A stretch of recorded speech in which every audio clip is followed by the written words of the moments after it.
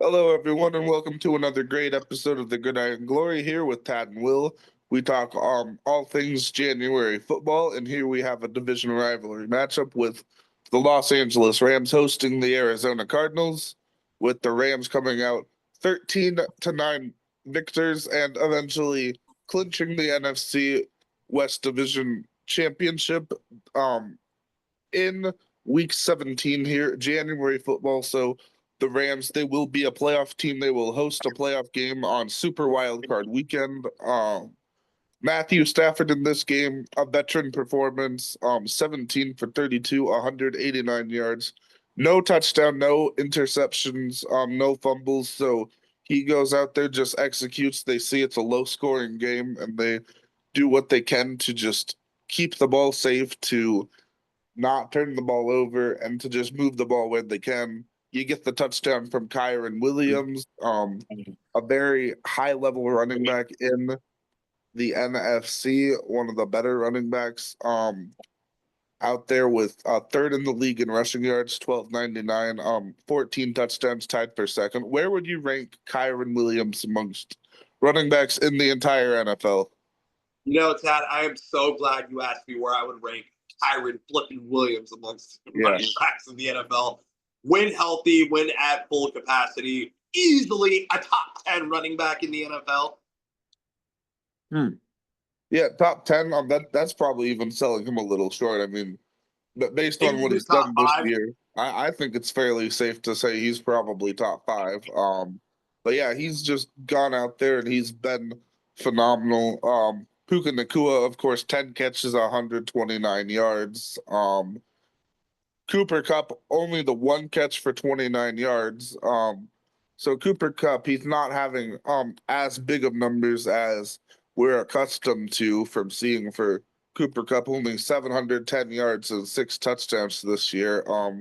So obviously he's turning into more of a seasoned veteran and more of a leader. He still can produce when called upon, but with a guy like Cooper Cup, he's definitely like turning into like a YR2 role with Puka taking the lead. Yeah, well, I mean, it's kind of like that's just how it goes. Puka Nakua is the Yeah, best receiver on this roster. certainly at this point. It was Cooper Cup for the longest time, but as of this moment, it's Puka Nakua.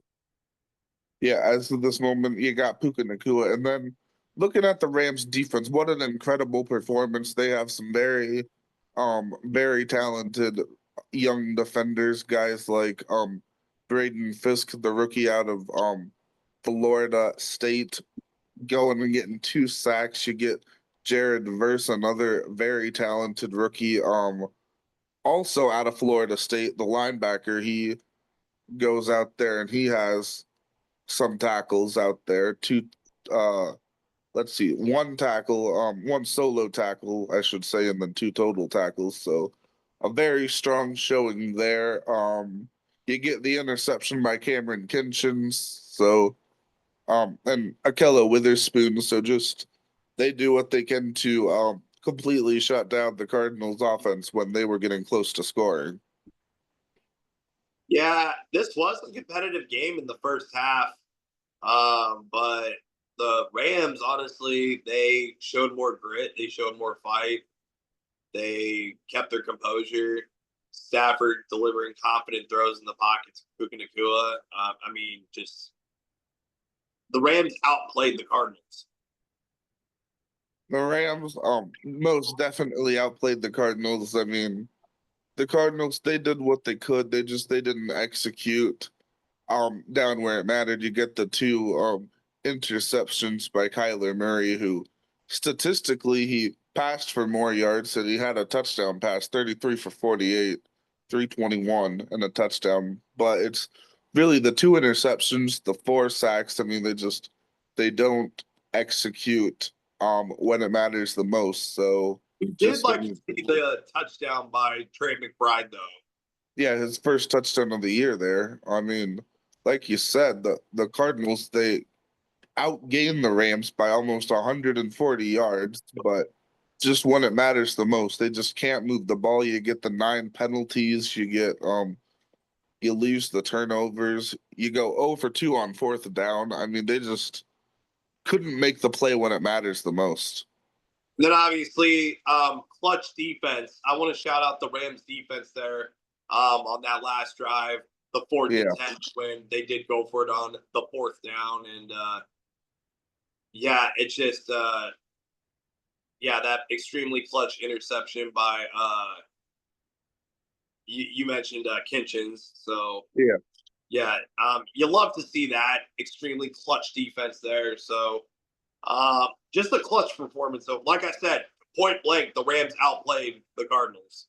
And even at the very end, that clutch, extremely clutch interception by Witherspoon. Where would you rank those two guys that I just mentioned? Yeah, I mean, they have a lot of exciting defenders on this team, some young defenders. I mean, you'd have to rank them fairly highly, um, in terms of their peers. I mean, they do a good job, and they're going to be a tough team in the playoffs. I think the Rams, they're a team you can't ignore the Rams in the playoffs. They're probably going to be either the 3 seed or the 4 seed, and it's not going to be an easy game for whoever they host. I mean, they could be hosting a very good football team, but I mean, we'll see how things go. They're gonna be a game challenging team. Right.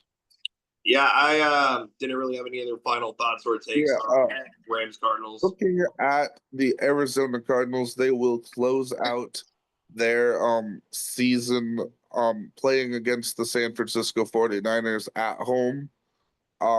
No stakes for either side, and the Rams, they'll be hosting the Seattle Seahawks, and it sure looks like they'll be playing mostly backups in that game. They will be fighting for the 3 seed, but it seems with the veteran roster they have, they want to play backups. So that's what we're getting from the Rams. Thank you for watching the Gridiron Glory. Please continue to like, subscribe, and follow long into the new year as we bring you content for the NFL season. Thanks for watching.